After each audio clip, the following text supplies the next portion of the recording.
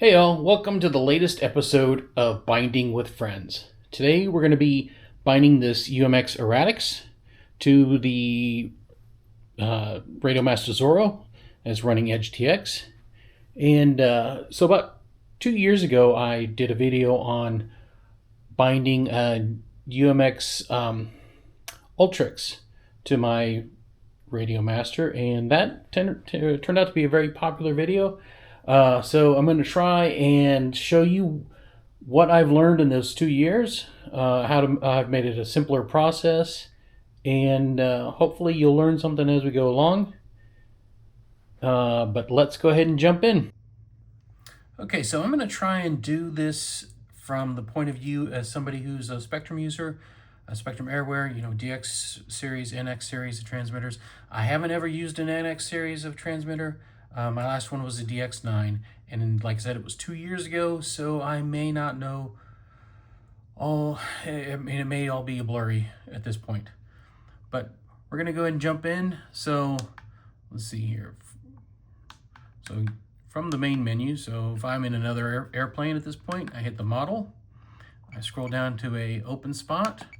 I push enter, and then I hit create model. And page over, and we need to set up the name.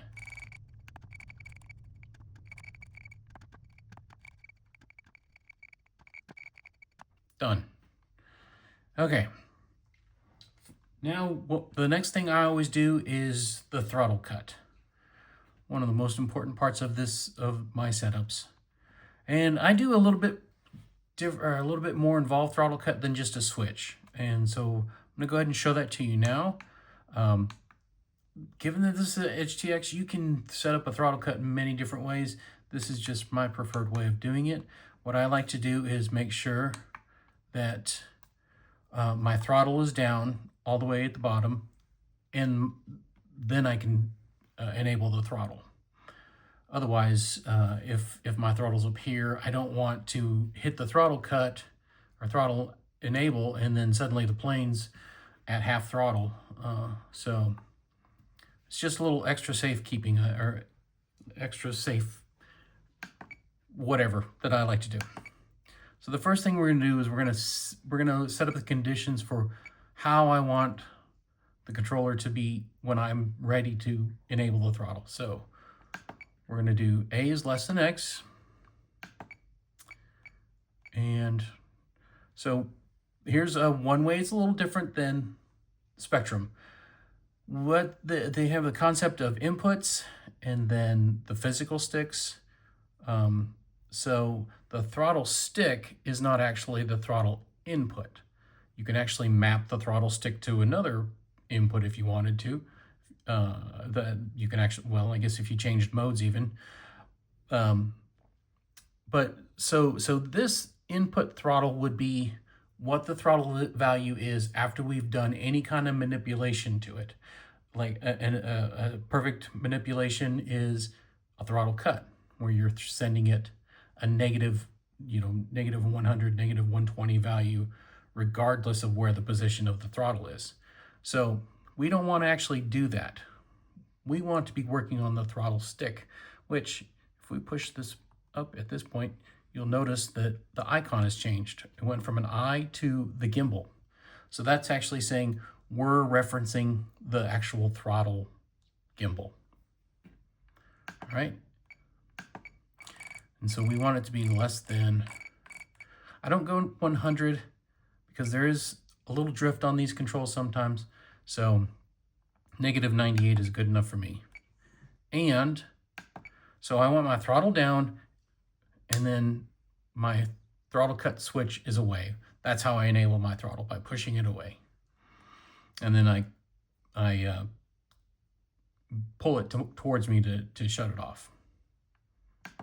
All right, so that gives us our throttle active. See, and if you'll notice, these logical switches, they'll light up. They'll go bold when they're active, and then they'll go regular font when they're not. So as soon as I push my stick up, L1 goes away. If I pull the switch back, L1 goes away. So now That's half of our set of functions. The other one is we have to see when that switch lights up, and we don't want to turn it off until I actually pull the throttle cut. So that's called a sticky. The sticky will look for the first condition, and as soon as that first condition is true, so we say as soon as L1 lights up,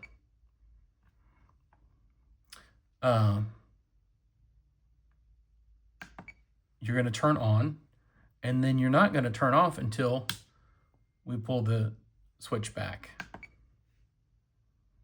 All right, and so then we can go here. So that's a fairly simple. So now, so I have L1, I've got my throttle cut enabled right now, so nothing's going on. I flip my switch, nothing's going on. Drop my throttle and something's going on.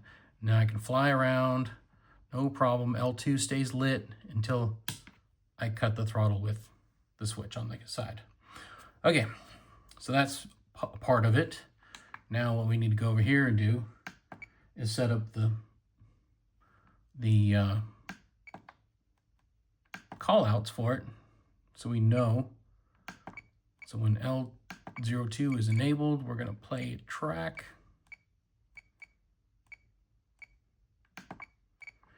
That track is gonna be throttle active.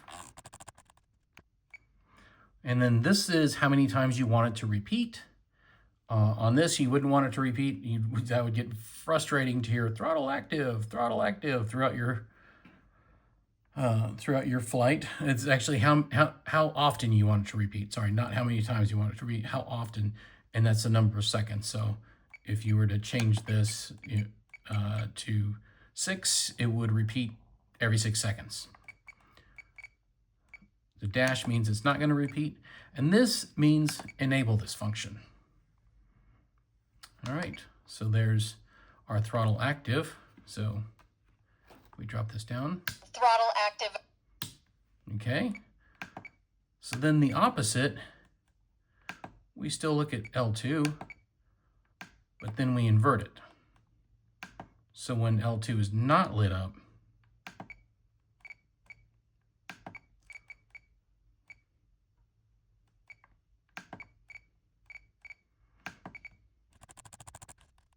same thing, we don't want to repeat, and we want to make sure it's enabled. So that still hasn't finished the throttle cut, because if you notice, even when throttle active, so throttle active, throttle cut, still there. So you can actually go about this several different ways. I'll show you one alternative, and then I'll show you the way that I normally do it. So you could do this here, and we're gonna go L2. So when L2 is not on, we would override and then channel. So here's another place where it deviates from Spektrum a little bit. These radios can be set up with different channel orders. The standard one that it comes with is AETR. So ailerons on channel 1, elevator channel 2, throttle channel 3, and rudder channel 4. Spektrum is TAER. Throttle 1, aileron 2, elevator 3, and rudder 4. I would suggest, even if you're coming from Spektrum, that you use the AETR. It seems to be the more popular of all the channel orders. Most of the tutorials I see out there are usually done using a radio that's set up in AETR. The beauty of this is you don't have to really worry about it after you change. So the radio is smart enough that if I say I want to override channel 3, because on AETR channel 3 is throttle, it knows that when it connects up to a Spektrum receiver, that channel 3 is actually channel 1. It does the mapping for you. You don't have to do any of that. And so then you would also do, you would say, put this to negative 100, and you would enable that. Okay, so that is one way of doing it. And that's actually the way I started out doing it, because that was very similar to how I'd done it with deviation back when I used that on my transmitters. But let's go ahead and clear this. The way I like to do it better, or the way I like to do it now, is to go into this screen, the input screen, and set it up here. So we're going to insert a row before, and we're going to say, we're going to name it cut. You don't have to name it. It just helps.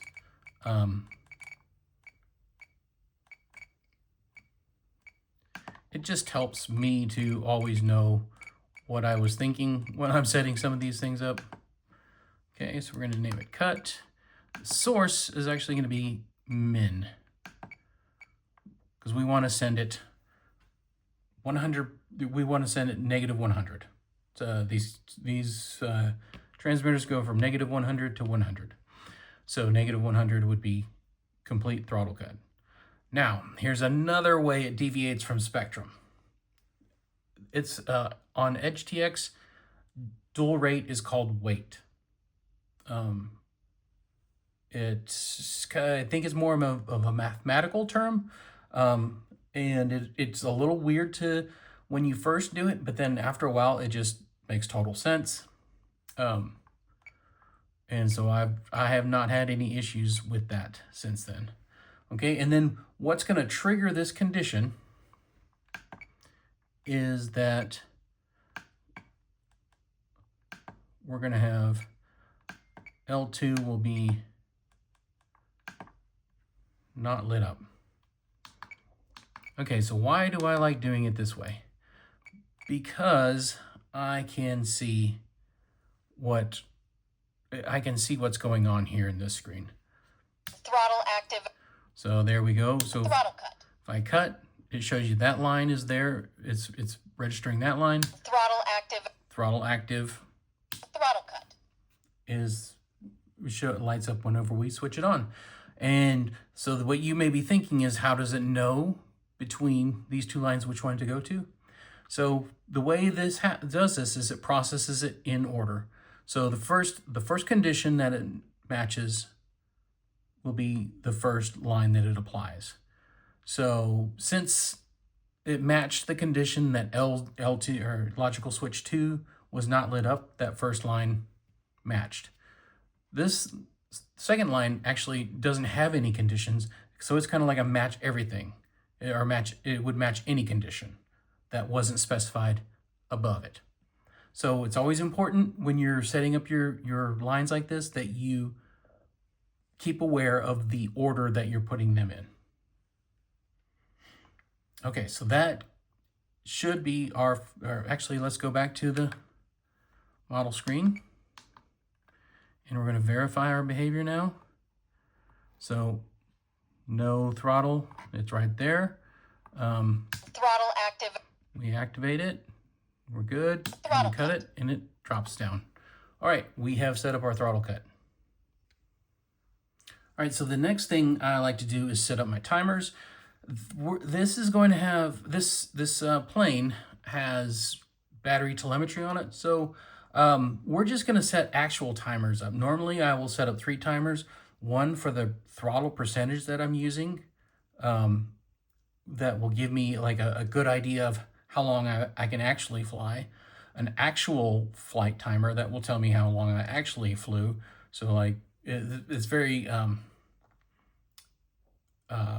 so this is useful for stuff like gliders that you are not on the throttle a lot, but it'll give you an idea of how long your actual flight was, even though you only used 5 minutes of battery time, but you got 30 minutes of flight time out of that one flight.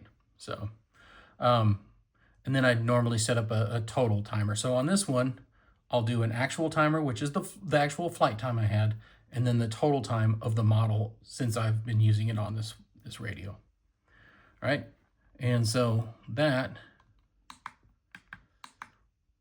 we go into these ones here, and first one is going to be throttle start.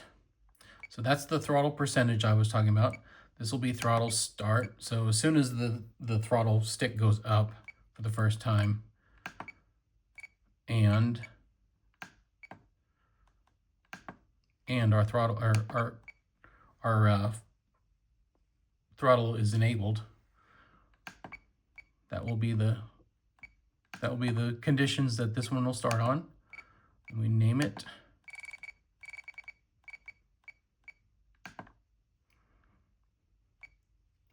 All right, and then we leave the start to be 0, and we don't want it to persist. And then I'm actually going to have it call out the minutes. So as it counts up, it'll count out minute or 1 minute, 2 minutes, 3 minutes. Totally up to you.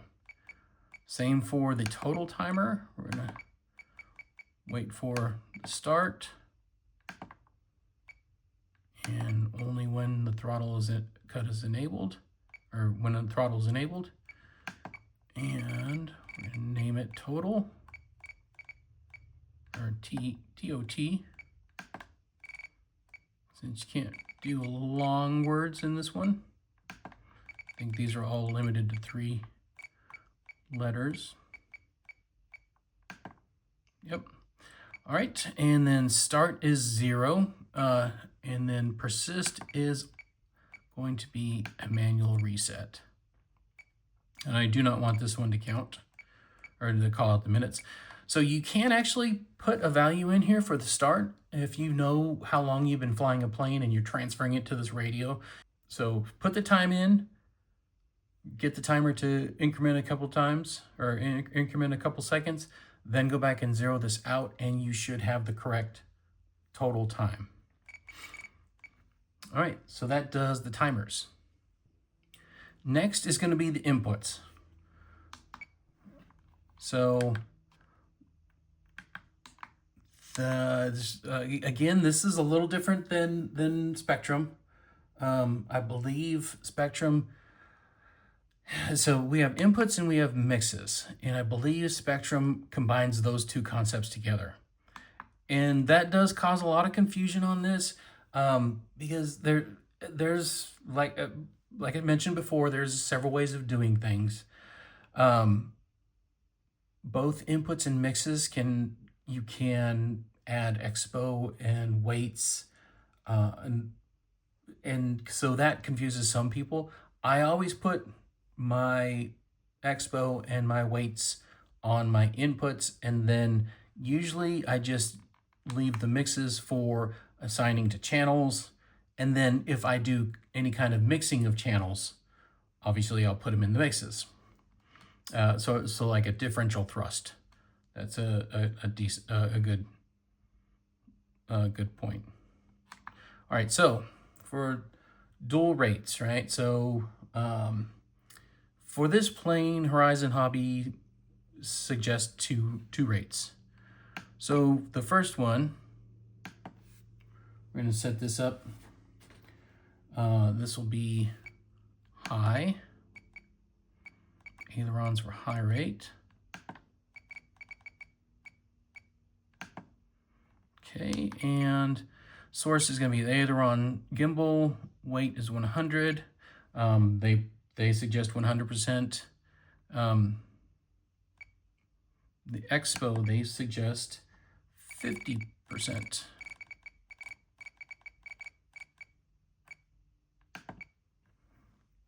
Okay.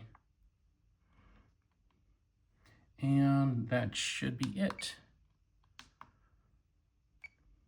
Oh, you know what? Let's assign it. Sorry, I meant to do one more thing. So we went back into the high rate, and we're going to assign it a switch. And that is going to be this switch up here. Switch E, and so high rates would be up, away from me. All right, and then we're going to insert, or we're going to copy this. And copy it below. And we're going to rename this one to low.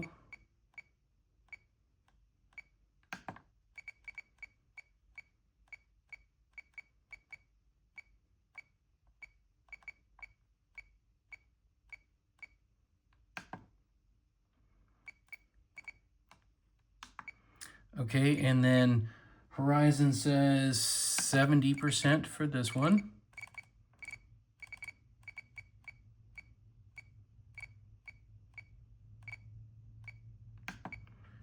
And an expo of 30%.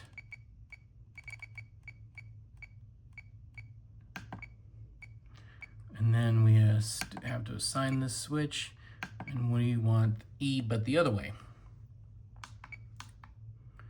All right, so now we have our dual arrays for ailerons. So when we pull the switch, we see it goes from 100 to 70.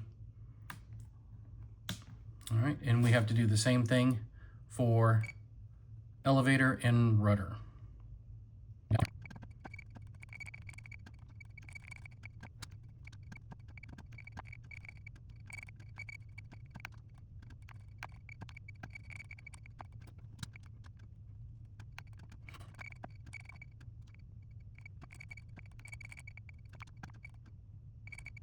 Okay, so we have all of our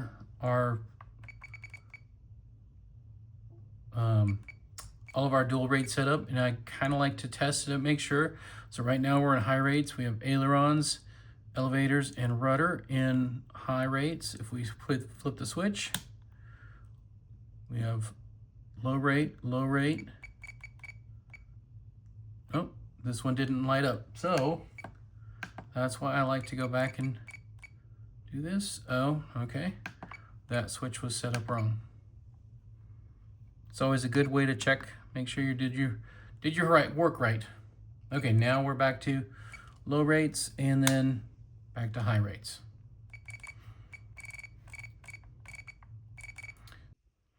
Okay, so now we also should do the callouts for our high rates and low rates. That's pretty simple. It's very similar to what we were doing over here. So we scroll to special functions, and then I'm just going to flip this switch, switch E. We're going to play a track.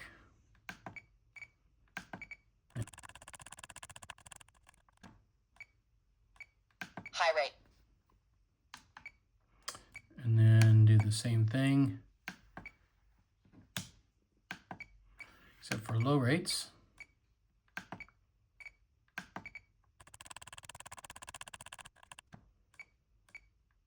Low rate. All right, and then high rate, low rate, high rate, low rate. There we go.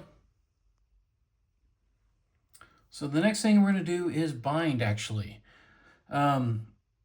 So I have the multi-protocol module in my radio, inside my radio. So that's the one that can bind up to most everything on the market nowadays, except for the newest FrySky and probably a few newer Fatapas. But most everything else it can bind up to. So first, get to the correct screen.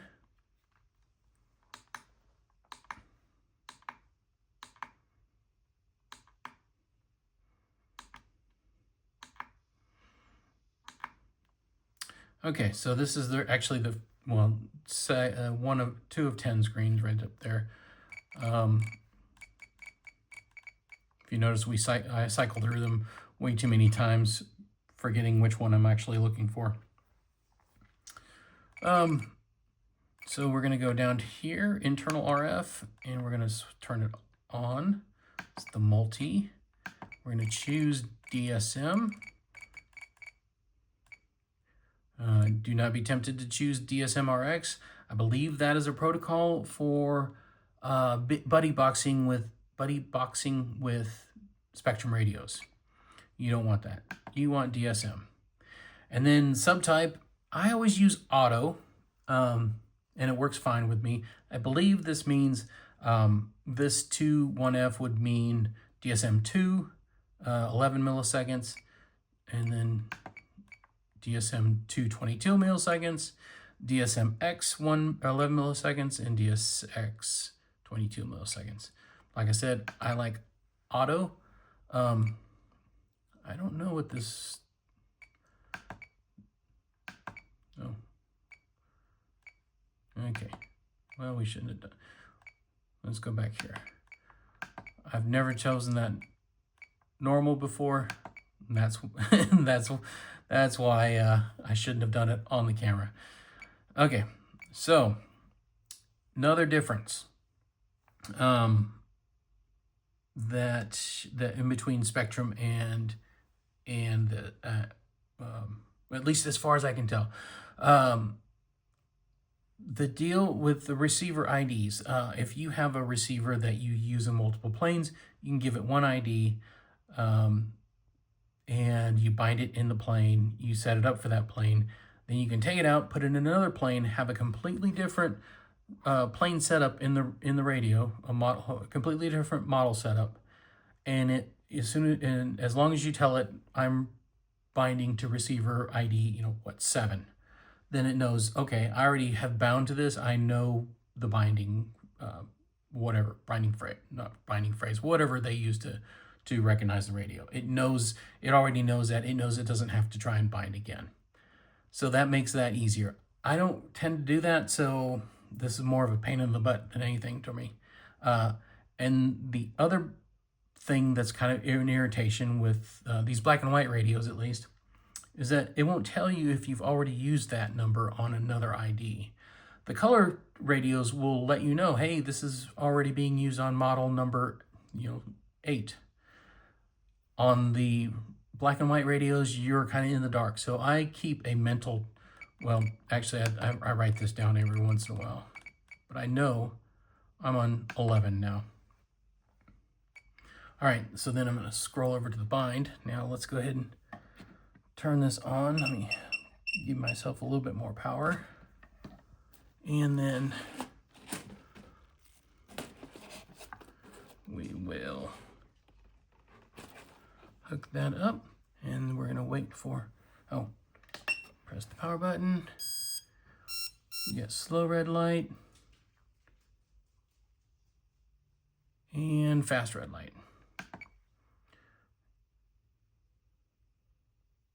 Telemetry connected.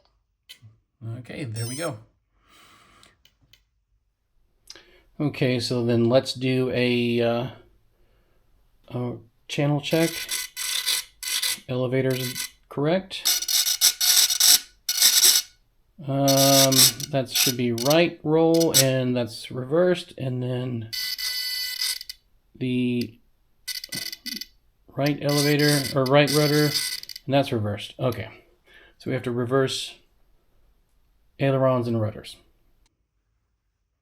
So to reverse, we go, move this back over here. We go over to the channel, or the output screen, and we want to change ailerons and rudder. So that's, remember, we're AETR, so that's channel 1 and channel 4. So we hold it in, then click edit, and we just invert the direction. And then for 4, we do the same, edit, invert the direction. Okay, so now, let's see here. Rudder is correct, and ailerons are correct. Good deal. Okay, so now we have enough to fly the plane, but we don't actually have safe or IS3X configured. I think we probably have safe. Let me go ahead and enable the throttle. Throttle active.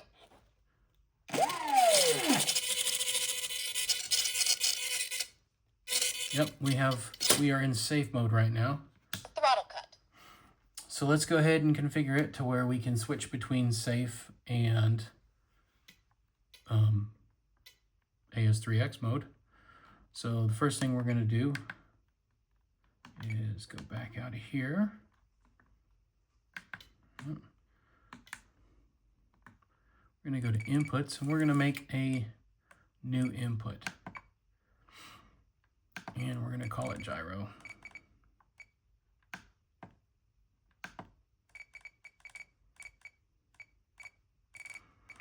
Now there will be people who are like, why do you go through this trouble of making this input called gyro? You could just assign the switch somewhere. And I like having it on this screen so I know what's going on. And so then we'll do a source is going to be this switch here. It's a 3-position switch, but this plane only has safe or AS3X mode. It does not have a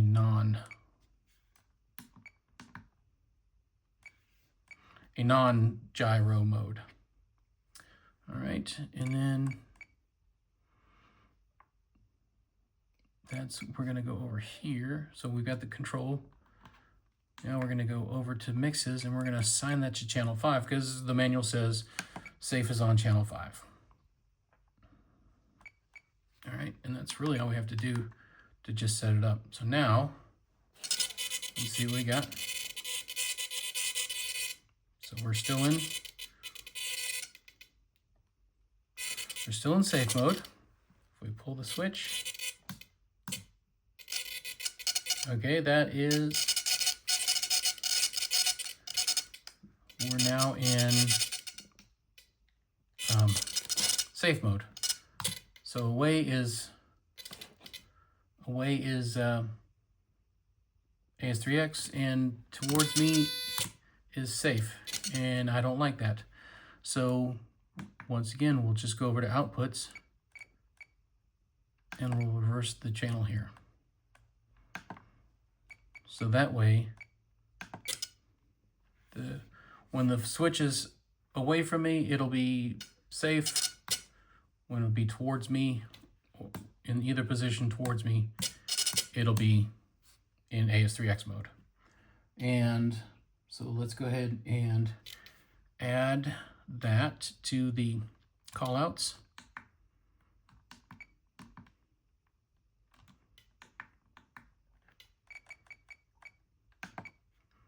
Okay, so when there, we're going to say play track.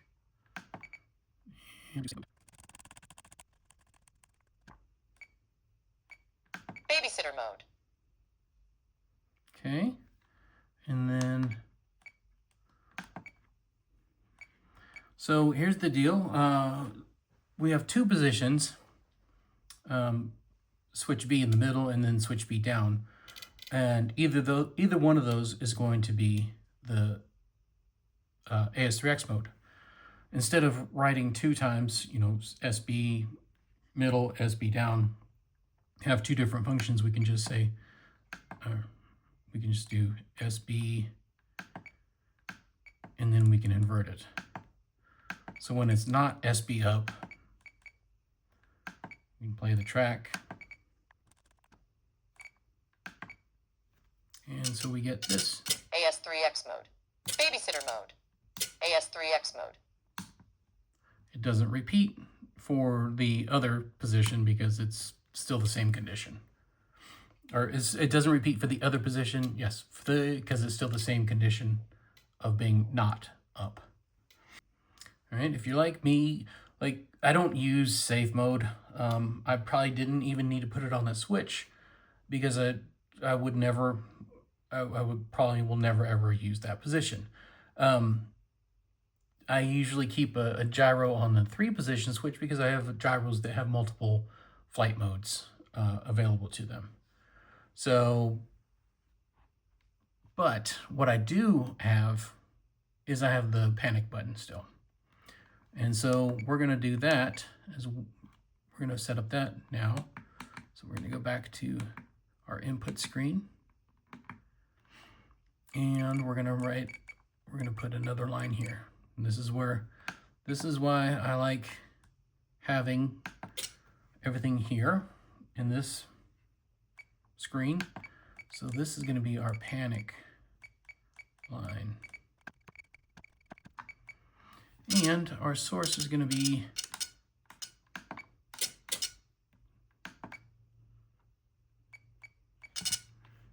actually, no, I take that back. Our source is going to be, let's see here, we need negative 100 or negative 100 because we're reversing the channel. But then the switch is going to be A down. All right, so when I push that switch, yep, it goes ahead, it enables safe mode. And once again, we go to the callouts. I find if I don't put these callouts on there, I'll be second guessing myself when I'm hitting these switches thinking, oh, did I set it up correctly on this radio or not? All right, and so when it's switch A is down, we're gonna play a track and it's gonna be panic. All right, and then we're gonna enable it. Always remember to enable it. That is one thing that's bitten me a couple times. So then when we hit our panic switch, Pull up, pull up. Pull up, pull up. all right, so that seems to be working correctly. Okay, let's talk about telemetry now. So what we need to go do is scroll right to the telemetry screen, and our model's turned on right now, and we're bound with it. So what we want to do is discover new sensors, and then right after that you can hit stop. It only takes a half a second for it to find everything. And if you look, we've got TRSS, which is the telemetry's RSS signal, which is a low signal. It's a weak signal, I should say. The telemetry itself is great, the signal not so great. Then we have fade A, fade loss, frame loss, hold. A2 is the voltage that the receiver is using. It usually does not correlate well at all with what the battery has, unless you're using a 1S cell. Then you might see some correlation. Usually not a great idea to base anything off of that. RPMs, EVN. This is normally what I would use to do voltage checks, but you'll see they have some different measurements down here. The current and throttle percent, that'll all be filled, or that'll all be populated while it's actually flying using current. Okay, here we go down with cells. This is a new one for me. I've never seen this one on the Spektrum telemetry before, but that's obviously the total voltage, and that actually reads a little low. My power supply is actually giving me 8.2 volts. This is only reading 8 volts. So it's 0.2 volts low. So it's something to keep in mind. Here we have cell 1 and cell 2. It's 2S plane.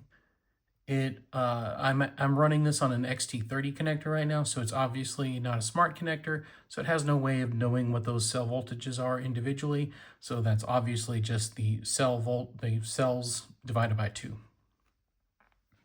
Okay, that's pretty much all for the telemetry. The other thing you will want to do with most all Spektrum models is disable this telemetry alarm, because it's going to go off. Because like I said, the telemetry signal is very, very weak. It's a flyby telemetry. It's not a full telemetry most of the time, unless you're flying the bigger planes that have the full telemetry on them. So you're going to get it's going to think, oh wow, this plane is almost, has no signal, and it's going to give you warnings. So it will go off continuously while the plane is well within eyesight. I mean, really close even. You can, if you want, you can keep them enabled, but then lower these values to where it might, it might be helpful. And I'll show you a way that you can get those values if, after a bit. Okay, and then the other, well, that's what we'll go to next. So we'll go back here, back to special functions. And then what we're going to do is once we start receiving telemetry,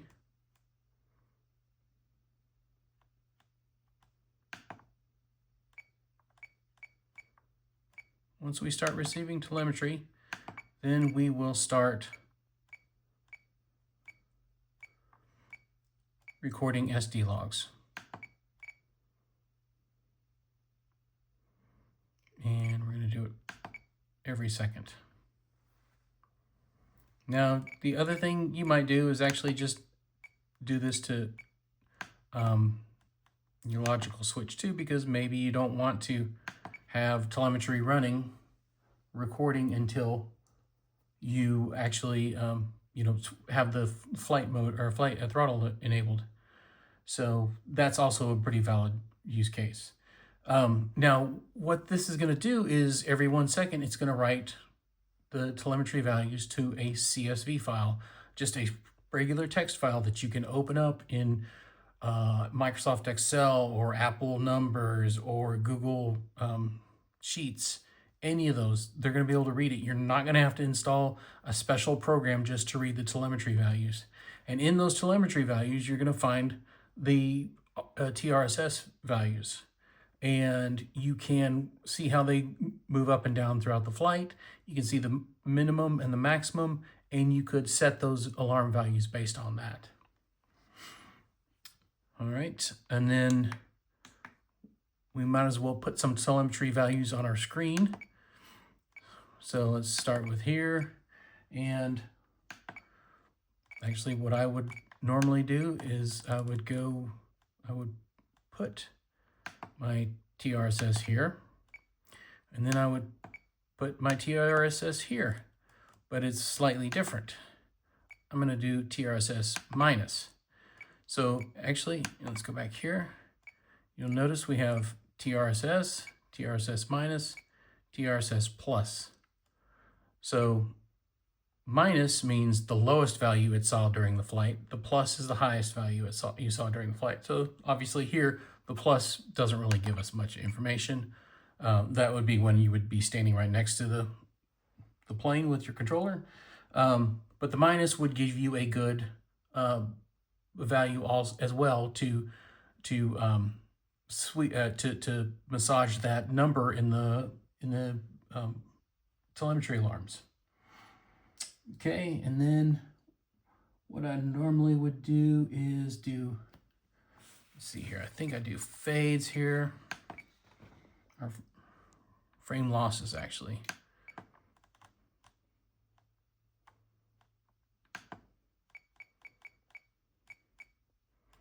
Frame losses. Over here's my actual time.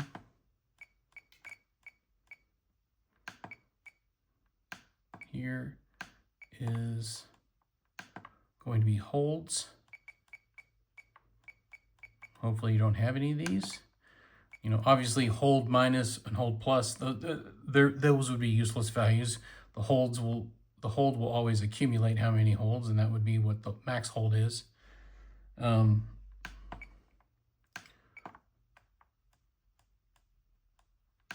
here we go with total time. And then we're going to go with, on this one, we're going to use that new field I've never seen before, which is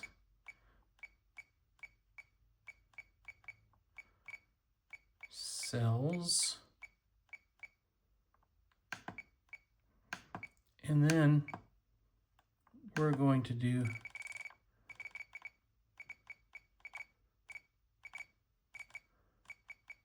cells minus. So that will show us the minimum value that we had at any time during the flight. All right, so that is telemetry in a nutshell. And you can actually see it here. See if I turn my battery down a little bit. My cells and my cells minus goes up, but then I turn it back up and we have two different values now. All right, now what we need to do, or what I like to do, is have that battery alarm, because I like to just, I fly different styles. Like I may fly this, you know, very peacefully, very tame one flight, and very erratic the next flight.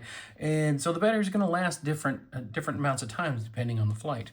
But if I have my telemetry telling me how much power is left over, that's perfect. So what we're going to do is go over to logical switches,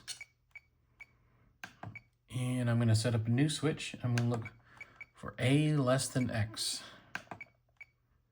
And what I'm going to look for is my cell value. And I'm not going to use cells. I'm going to use cell 1. Obviously, that, like I said, that's just cells divided by 1 or by 2. But it's much easier for me to reason about the cell values if I'm only talking about 1, because I always know a 1S plane, when I know a 3.6, 3.5 is always where I want to be. I don't have to multiply that out by 4 or 5 or 6 to get the total voltage for any of my other planes. So I just like using the 1 cell version. We want to make sure, we want to set an alarm when this is going to be. So I usually set an alarm at 3.6, but this is running a little low. So 3.6 in actual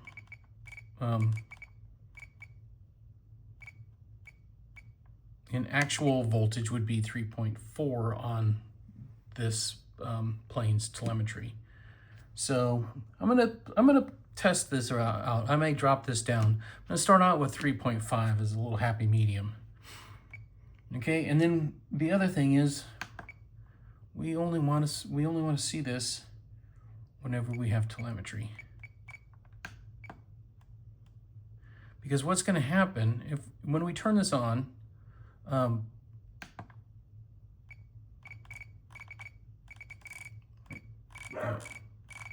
it's over here.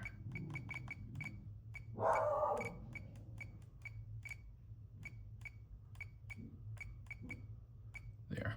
Oh, I passed it up somehow. There we go. What we don't want is for us to turn the radio on and there'll be a 0 value for the cell 1, and we don't want this alarm going off as soon as we turn the radio on. We want to actually wait until we get good telemetry data from the airplane before we start sending off an alarm. Okay. Oh, I did forget. We want a delay on it. So what this is going to say is, once we've been under 3.5 for 4 seconds, then turn on this switch. All right, and then to make this functional, what we need to do is go over here and we want to set up a function that will kick off whenever L4 lights up. L4 is our under voltage alarm, and we're gonna play a track. You know, you can do whatever you want. You can have it play, you know, a sound or There's several sounds you can choose from. I like having these little call outs. I've made a bunch of these myself. I use an online service to actually just convert them over into sound files for me. I get to choose the voice, and then I just send it the list of phrases that I want. So there's that. Okay, remember I talked about how this was how many times you want this repeated, or not how many times you want to repeat it, how often you want it repeated, how many seconds in between. We do want this to repeat, because as long as that L4 is lit up, we want to keep to let it know, because you know you're doing a climb out and your battery alarm's going to go off, but then as soon as you're done with that climb out, your battery is going to recover, and you probably have another minute or so of flight time. So we want to know when it stays under there for longer than the initial 4 seconds really. And then we're going to repeat every 6 seconds. Why 6 seconds? I don't know. I just like 6 seconds. You can choose whatever you want to. And then we enable it. Okay, so now let's test it out. So I'm gonna take my battery power down to, let's see here, well, 7 volts should do it. We should see L4 kick on. We're low on juice. Yep. We're low on juice. There's every 6 seconds. We're low on juice. All right, and then we'll put our battery back up. And it goes away. There is our battery alarm. And then we have one last thing to do. I'm going to go ahead and disconnect this this plane, because I'm going to turn the radio off. And then we're going to turn it on again. So turn it off. Turn it on. What are we going to crash today? Switch warning. All right, we want to take care of these switch warnings. So I know that they had this in the DX9 as well. I don't remember having to set it very often though. Okay, so yeah, it wants me to have the wrong setting for switch F, switch E, and switch B. Okay, so switch B is this one over here. Yep. Okay, that's my safe mode. I don't want to start it out in safe mode. That's SB up would be safe mode. SE is, no, that's not SE. SE is back there. That's high rates. You know what? Yeah, let's start off with high rates. I don't care about that. So we mainly want to make sure that switch B is in the middle and switch F is pulled towards us. So let's hit skip. Throttle cut. High rate. AS3X mode. And we're going to go down here. And we're going to go to pre-start checks. And we're going to go to switch warnings. Okay, so switch B. I want there. Switch C, I don't really care.